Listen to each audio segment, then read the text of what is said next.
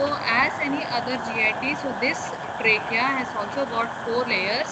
That is the mucosa, submucosa, then the instead of the muscle layer, you will be having the trachea, you are having the cartilage, and then you are having the adventitia. So 4 layers. So trachea is a fibro cartilaginous tube which begins as the continuation of the larynx at the lower border of the cricoid cartilage and ends at the sternal angle, that is at the T4, by bifurcating into 2 principal bronchus. So when you see the framework of the trachea, it is mainly made up of incomplete C-shaped rings. These rings are deficient posteriorly. So where they are connected by an involuntary muscle which is called as the trachealis and the fibroelastic ligament. So behind the trachea are having the esophagus. So to allow the expansion of the esophagus and to maintain the patency of the tube, so this it is provided by a fibroelastic ligament and the muscle which is called as the trachealis muscle. So it is, there are around 16 to 20 cartilaginous rings. So anteriorly these are connected by a fibroelastic membrane, and posteriorly they are by the fibroelastic ligament, and you have got the involuntary trachealis muscle. So the length is around 10 to 12 centimeters and breadth is around 2 to 3 millimeters. So when you see the structure of the trachea, as I've already told, it is made up of 4 layers. That is the mucosa, then you have got the submucosa, then the hyaline cartilage plate, and you have got the adventitia. So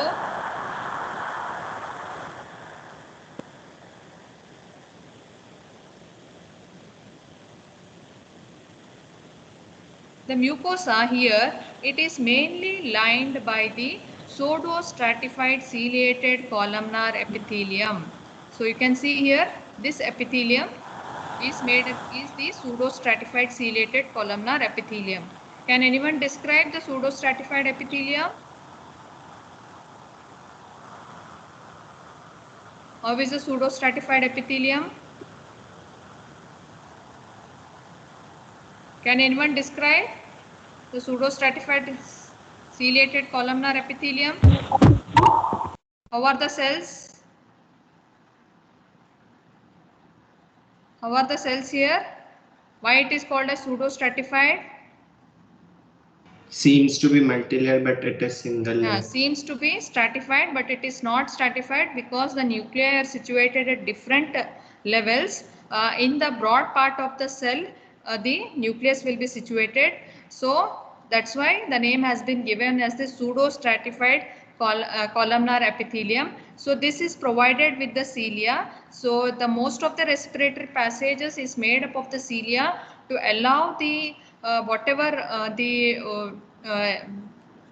throwing out of this whatever inhaled particles, dust particles or anything else which has been trapped, it has to be removed. So that is done by the action, mucociliary action of the cilia. So that is the function of the cilia. So it is the mainly up to almost as and when you go distally, the epithelium will go on changing. So from the ciliated, it becomes the non-ciliated, and then it becomes the low cuboidal to squamous. So that is how the respiratory epithelium is changing according to the function of that part. So this is the pseudo-stratified ciliated columnar epithelium. In between you will be seeing, so this all the, are you seeing the epithelium? This is all the epithelium only. So apart from that, which are the other cells which will be seen here? Can anyone tell? Anyone remembers some cells here? These empty looking cells, what are those empty looking cells? Goblet cells. Yes, goblet cells. So even in the respiratory tract also, you have got the goblet cells. So this, the apical part of this is studded with the mucinogen granules, so which is washed away during the staining of the slides. So these cells will appear empty. Okay, so these are all the goblet cells in between the pseudostratified epithelium. Apart from that, there will be some basal cells, okay, which are mainly involved in the renewal of the cells which have been lost, and they are acting as stem cells, and some granule cells will be present here, and some endocrine cells also will be situated here. So this is the lining epithelium of the trachea, what you are seeing, whole of this. So this is all the pseudostratified epithelium. So this is all the, you can see very clearly here, this is very distinct. So this is the pseudostratified epithelium where the nuclei are lying at the various levels. So this is the lining epithelium of the mucosa of the trachea. So then beneath the lining epithelium you will be having the lamina propria. So what does this lamina propria contain? So lamina propria mainly contains the elastic fibers and some reticular fibers, and apart from that there will be presence of some lymphoid tissue also will be present, discrete lymphoid tissue also will be present in the lamina propria. So just beneath the, actually the mucosa, the submucosa and the lamina propria are not so well demarcated from each other. So just beneath the lining epithelium, whatever you are seeing, so this is all the connective tissue which is present here, the fibroelastic connective tissue which is seen here. Apart from that, some discrete lymphoid tissue may be present in the lamina propria. Okay, so that is the lamina propria what you are seeing. So next layer, so this is the lining epithelium and this is the lamina propria. Beneath the lamina propria there is a again one more connective tissue layer which is called as the submucosa.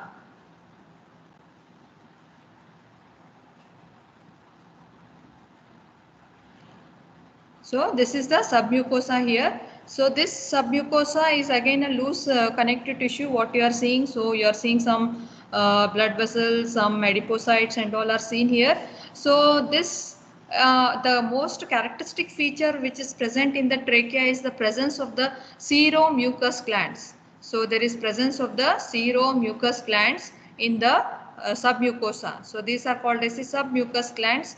So the serous glands secrete serous or a watery fluid which is helping in the moistening of the epithelium, and the mucous glands they secrete the mucus which helps in the entrapment of the dust particles. So these are the, are you able to see this?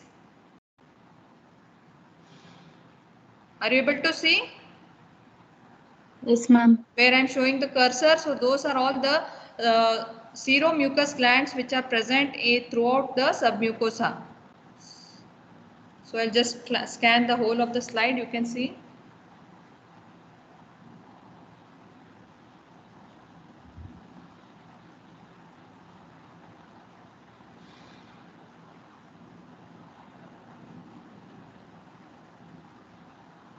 So everywhere you are seeing the submucous glands in the mucosa. So this is all the lining epithelium.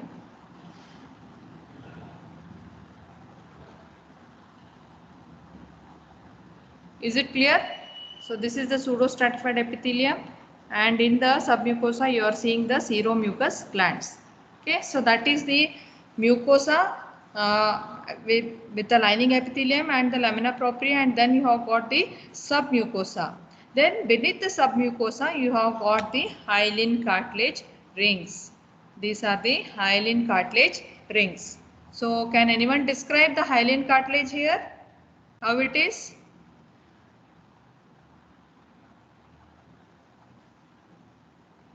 Can anyone describe the structure of the hyaline cartilage? So what is this you are seeing? This is all? What is this? Where I am moving the cursor, what part it is? That is the hyaline cartilage ring. So what is the outer covering of the hyaline cartilage? What is the outer covering of hyaline cartilage? Don't know?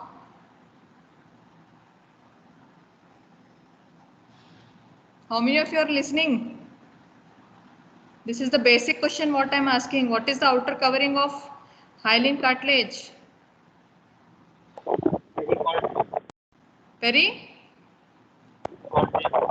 Perichondrium.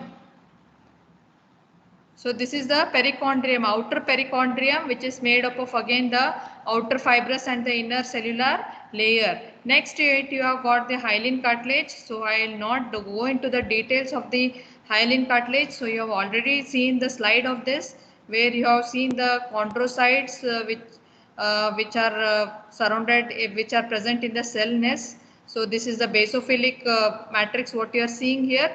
So I will not go into the details of the structure of the hyaline cartilage. So this is the hyaline cartilage.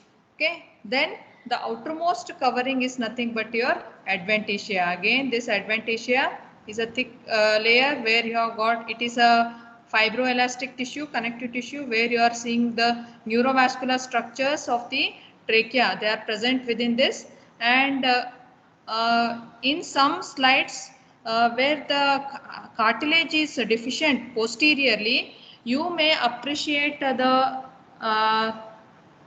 involuntary trachealis muscle, which is a smooth muscle. So just I'll scan and show you. You are not able to see in this slide. So this is the whole of the layers of the trachea. So just you see. So this is hyaline cartilage again here.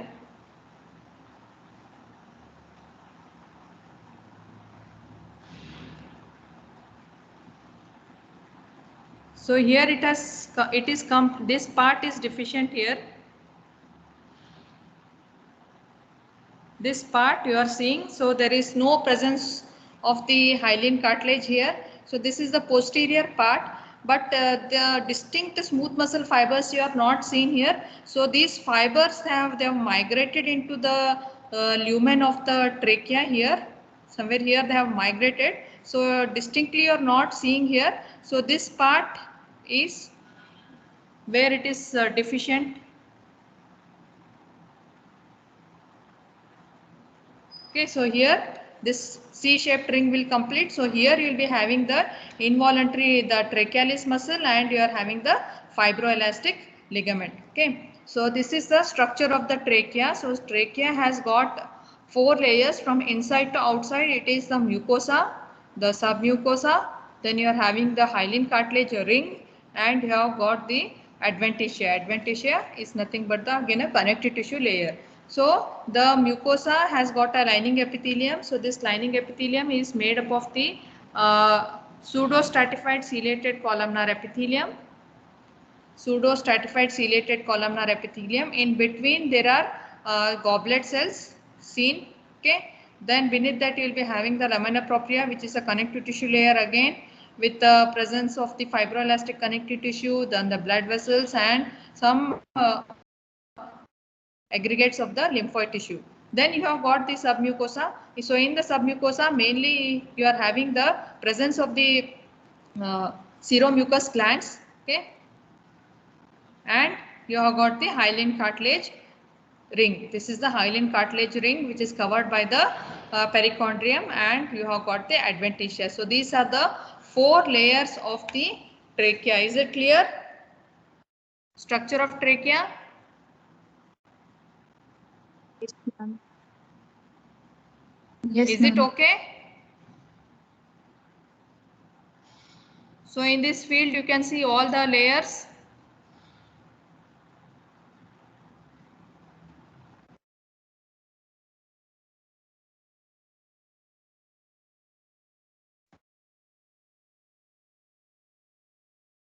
Your record book. Have you taken your record books with you all? Carried your record books or no? Histology record books? No, Oh, ma'am. ma'am. No? Okay. So this was about the histology of the trachea. Moving on to the next slide. So shall I proceed? Is it clear? Yes, ma'am. Yes, ma'am. Yes, ma'am. So we'll proceed with the histology of the lung.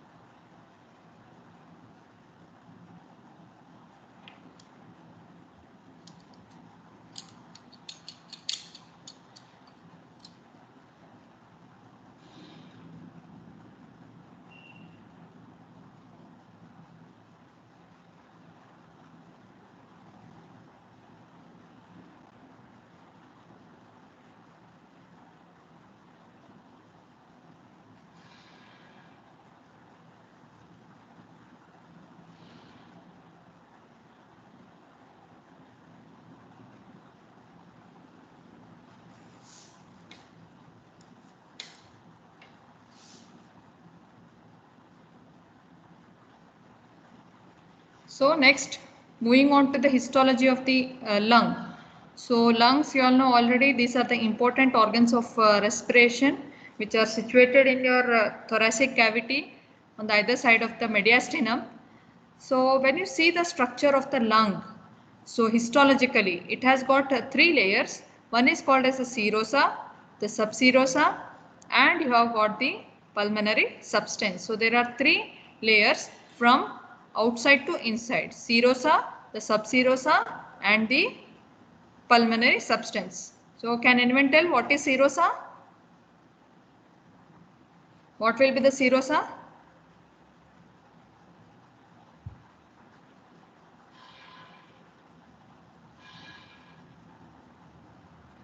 What is serosa? What will be the Outermost lining? layer. What will be the lining Outer- epithelium of serosa?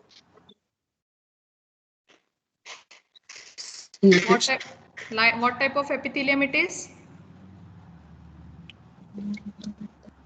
Simple squamous epithelium. So mesothelium. So serosa is nothing but your mesothelium. So it will be lined by the simple squamous epithelium. So the outer layer is a serosa, which is lined by the simple squamous epithelium.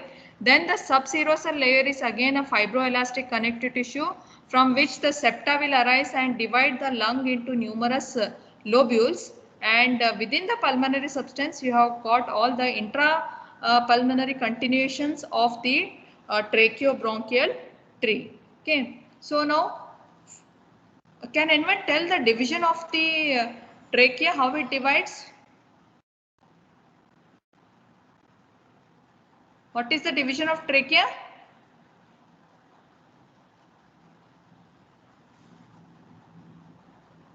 What are the divisions of trachea?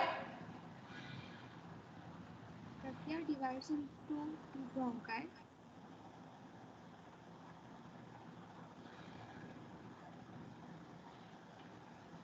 Yes. So trachea will divide Right. into two principal Bronchi. bronchus. Okay. Then each principal bronchus will divide into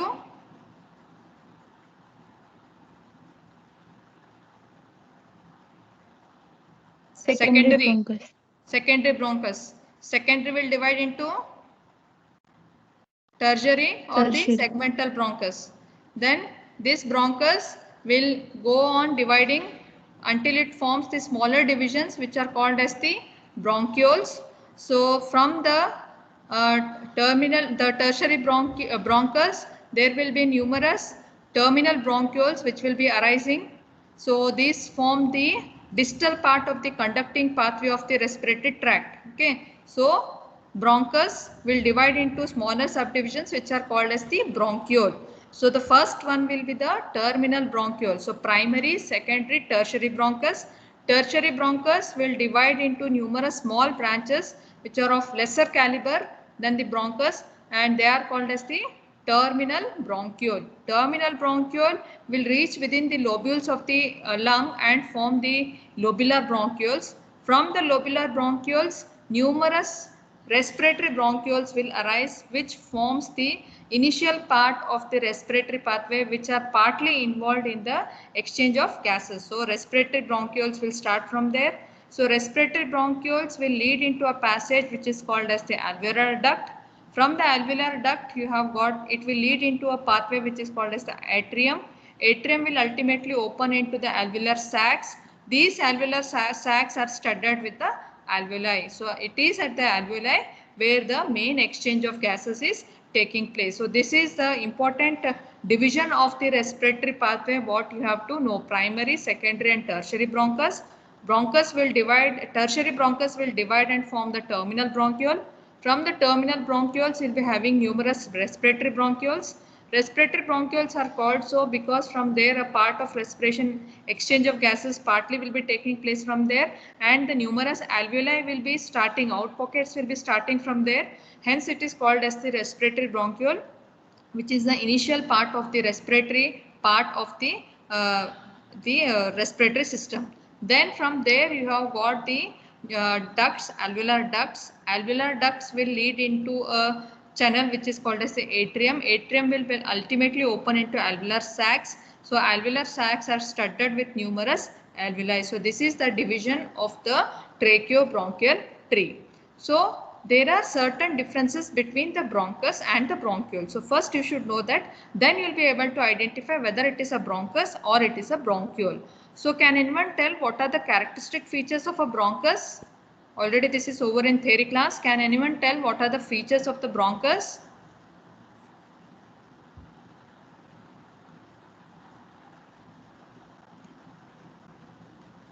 Yes? Any one of you can tell what are the features of the respiratory, bronchus? How will you identify that this is a bronchus? Yes, first you should identify the bronchus, then you can identify the slide of a lung. So it is mainly this portion what I have focused now. So this will be focused in your exam to identify that this is a slide of a lung. So can anyone tell what it is by just seeing the structure? So all the 4 layers you can see here: mucosa, submucosa, hyaline cartilage, and then the adventitious. So which part of the bronchus it is? Which bronchus it is?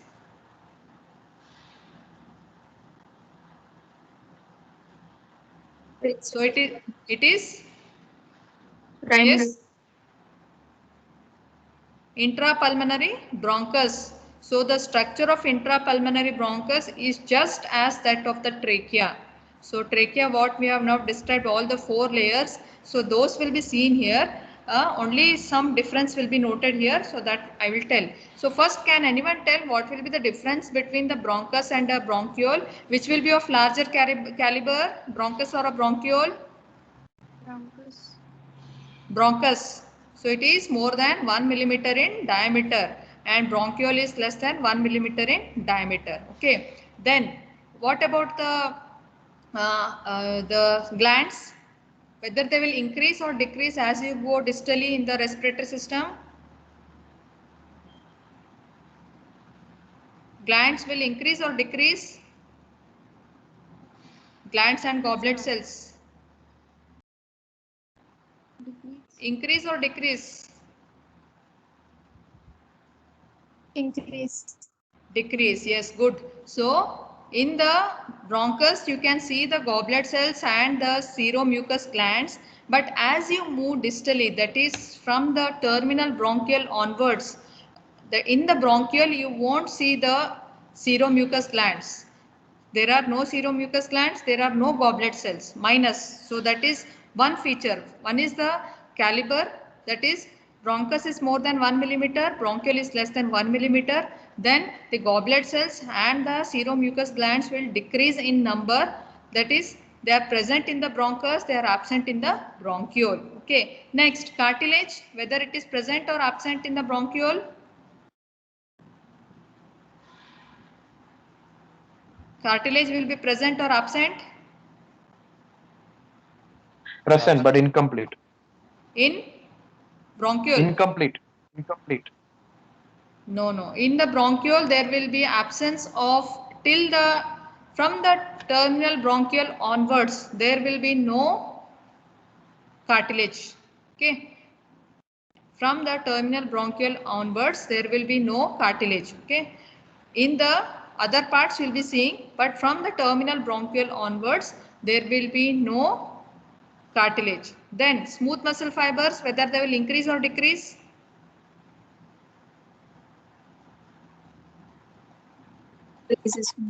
Increase.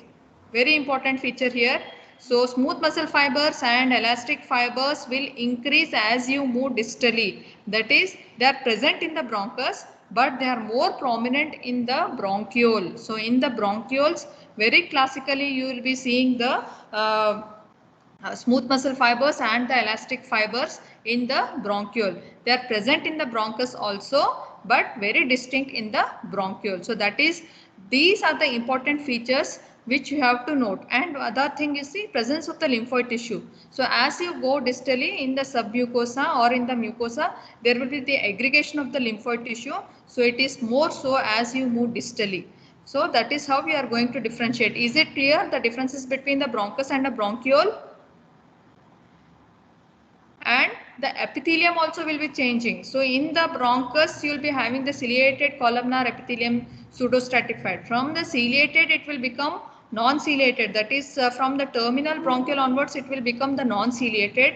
Then in the respiratory bronchiole, it will become cuboidal. So from the cuboidal, the epithelium will be changing to the squamous. That is, in the alveoli you are having the squamous. So this is how there is the change in the thickness of the epithelium from the bronchus to the alveoli. Okay, is it clear? Understood the difference between the bronchus and the bronchiole? Then only you will be able to identify them. Yes, ma'am. Yes. Okay. So then I'll show the structure of a. So can anyone tell this what it is?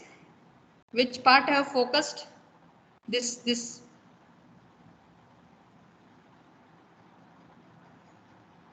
Bronchus. Yes, which bronchus? It is the intrapulmonary bronchus, where the structure is just like that of the trachea, where you can see. So this is the pseudo mucosa. The lining epithelium is the pseudostratified epithelium. Okay. Then this is the lamina propria, where you are seeing the seromucous glands. So very clearly you can see here. So these are all the seromucous glands. In between the lamina propria and the lining epithelium, you are having some smooth muscle fibers. So these are all the smooth muscle fibers. So I have already told in the bronchus also the smooth muscle fibers will be present, but distally they will go on increasing. So this is the pseudostratified epithelium. This is the smooth muscle fibers. These are the seromucous glands which are seen here. Okay, and then this is the hyaline cartilage ring. Okay, so this is the hyaline cartilage ring. You don't tell ring here, you tell it as a plate. Why? Because it is not like a ring, it is discontinuous. It is not complete. So you can see here it is broken into plates. Okay, so this here. So here you can see. So this is the classically what you are seeing the in smooth muscle fibers. Okay. So this is a part of the trachea what you are seeing here. The intrapulmonary bronchus, the structure is very similar to the what I have told the trachea. So this is the involuntary muscle. So these are all the hyaline cartilage rings, not the plate, not ring. They are plates. It is not continuous. It is interrupted. That's why it is called as the hyaline cartilage plates. So this is the structure of a intrapulmonary bronchus. See this one. Okay. See this. Okay, here. So again here you are having the hyaline cartilage plate. So in between you will be having the seromucous gland. So this is the structure of a intrapulmonary bronchus. So usually this will be focused for you all for identifying the slide, because this is the main the part what you have to identify in the slide of the lung. Is it clear? This is the intrapulmonary bronchus.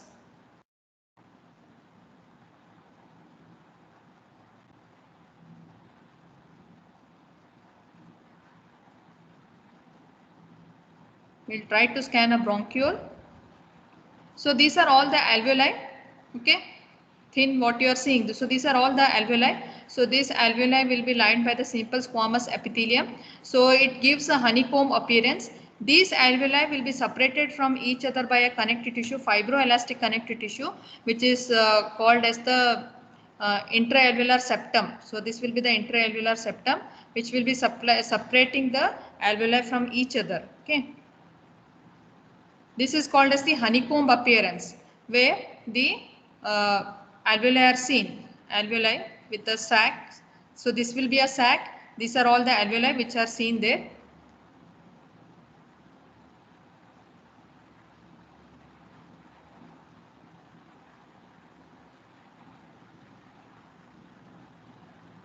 So here again the lining epithelium is columnar. You can see here. So this may be a terminal bronchiole, okay, which will be leading into the respiratory bronchiole. So these are all the alveoli sacs with the alveoli.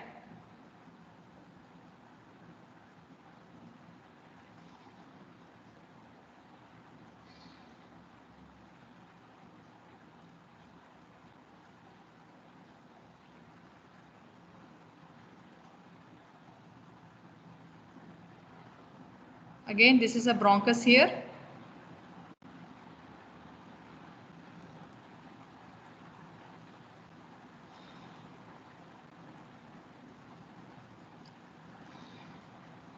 So here you can see the smaller one, small, you can see here. So this will be of lesser caliber, okay, with the only the epithelium. So this may be the columnar or cuboidal, and it will be surrounded by the smooth muscle fibers. Because of the contraction of the smooth muscle fibers, the lumen is like star shape. Okay, so this will be the bronchiole.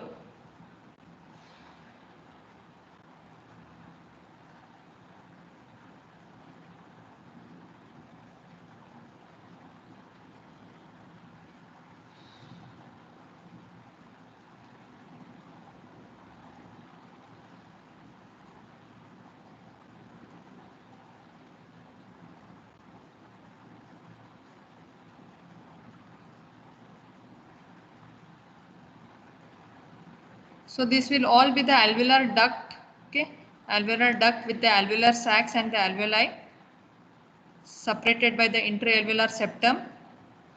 Again same thing here. So this is the, you can see here, this is the bronchiole. Are you able to see this? So here you can see the smooth muscle fibers, very distinct. So this is present beneath the mucosa. So this will be the bronchiole. Okay, this is a bronchiole. If the alveoli are opening in it, then that will be the respiratory bronchiole, because respiratory bronchiole will be having the out pockets of this alveoli.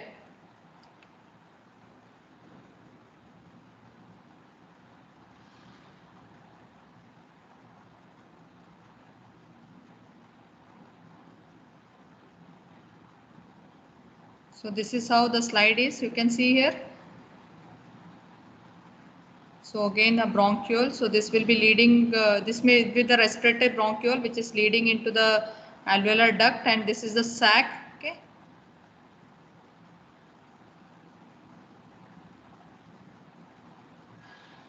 So this is how the slide of the lung is it clear? So the main identification feature of this is the intrapulmonary bronchus. The structure of it is just like that of the trachea. So apart from that, you will be seeing all the blood vessels and all within the substance of the lung.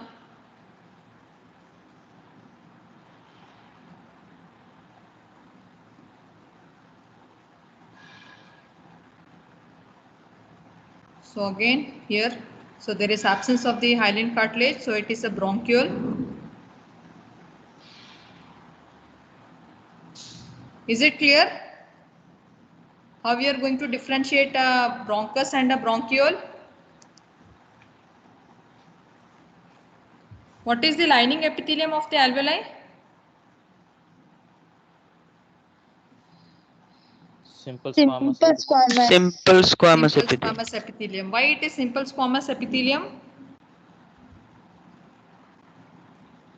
To allow the exchange of the gases. So now what you are For seeing, so diffusion. these are all the alveoli. Okay, this is the alveolar sac. Okay, what you are seeing, so these are all the alveoli which will be lined by the simple squamous epithelium. How many types of cells are present in the alveoli?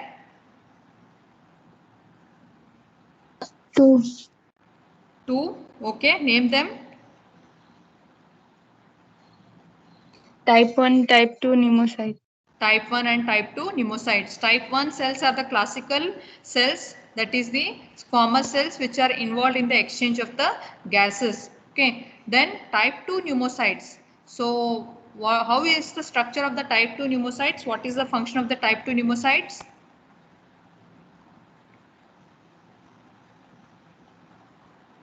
So these type 2 pneumocytes are not classically squamous.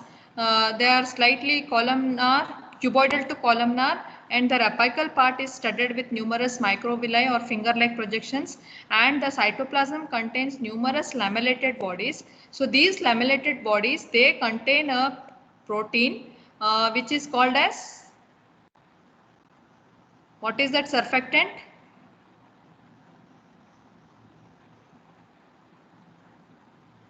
What is the surfactant?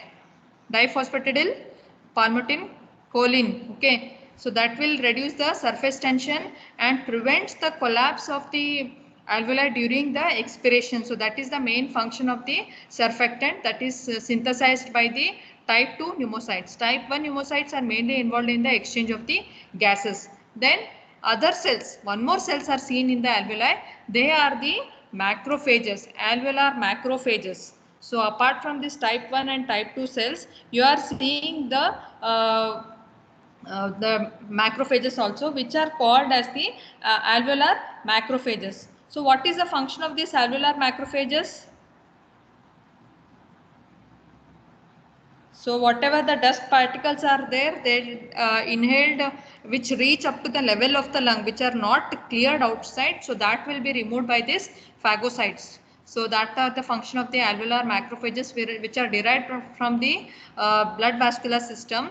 So these alveolar macrophages, they ingest the erythrocytes in the congestive cardiac failure, which is diffusing from the capillaries. So what happens in such persons, the sputum will be brick red in color. That's why these cells are also called as the heart failure cells. That is the type 3 alveolar macrophages or the type 3 pneumocytes. So there are the three types of the cells which are lining the alveoli, type 1 and type 2 pneumocytes and the alveolar macrophages. So these are the types of the cells which are lining the alveoli. Can anyone enumerate the various types of the cells which are lining the tracheobronchial tree?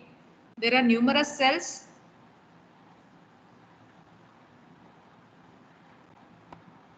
So you have got the ciliated columnar cells, then non-ciliated cells columnar, then you have got the goblet cells, then you have got the Clara cells. So where are these Clara cells situated? What is their function? What is the function of Clara cells?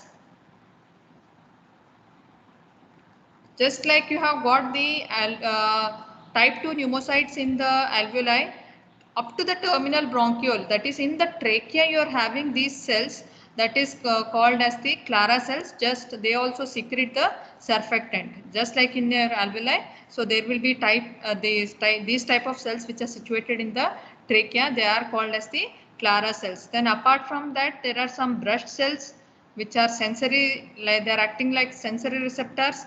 Then you have got the Kolchitsky cells, which are mainly the endocrine cells, and then you have got the serous cells and you have got the mucus cells. So these are all the various cells. So this itself can be asked as a question. Various cells of the tracheobronchial tree for 3 marks, and what is their functions? We have to mention all the functions of these cells. Okay. So when you see the slide of the lung, so first thing you are going to see is the serous layer.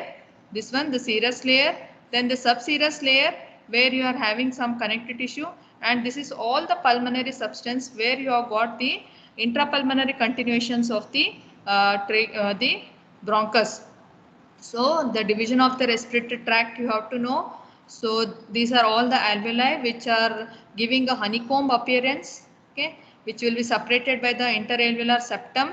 So this interalveolar septum is made up of the fibroelastic connective tissue where the neurovascular bundle of the lungs will be passing. Apart from that, there are pores within this interalveolar septum which are called as the pores of the Kohn, Kohn, which will allow the exchange of the gases. Okay, so these are all the alveoli. Okay, then you have got the intrapulmonary bronchus. This is the intrapulmonary bronchus. Then you have got the, so maybe this is the respiratory bronchiole with the cuboidal and some smooth muscle fibers, but not so distinct. Okay, so these are all the alveoli only.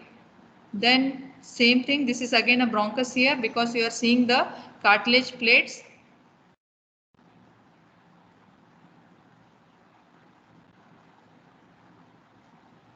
So this is the alveolar duct and the alveolar sac which will be lined by the squamous epithelium. So this is the slide of the lung. Is it clear how to differentiate between the bronchus and the bronchiole? I hope it is clear.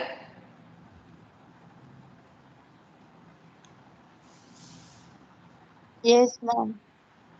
So this is about the histology of the respiratory system, that is the trachea and the lung. So trachea is easy to identify, where you have got the 4 layers, that is the mucosa, submucosa, the hyaline cartilage ring, and you have got the adventitia, and you have got the slide of the lung, where you have easily it can be identified by the presence of alveoli only, which is giving a honeycomb appearance to the slide. Okay, is it clear?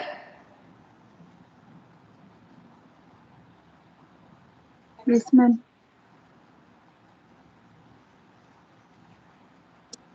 Okay, if you have any doubts, you can ask.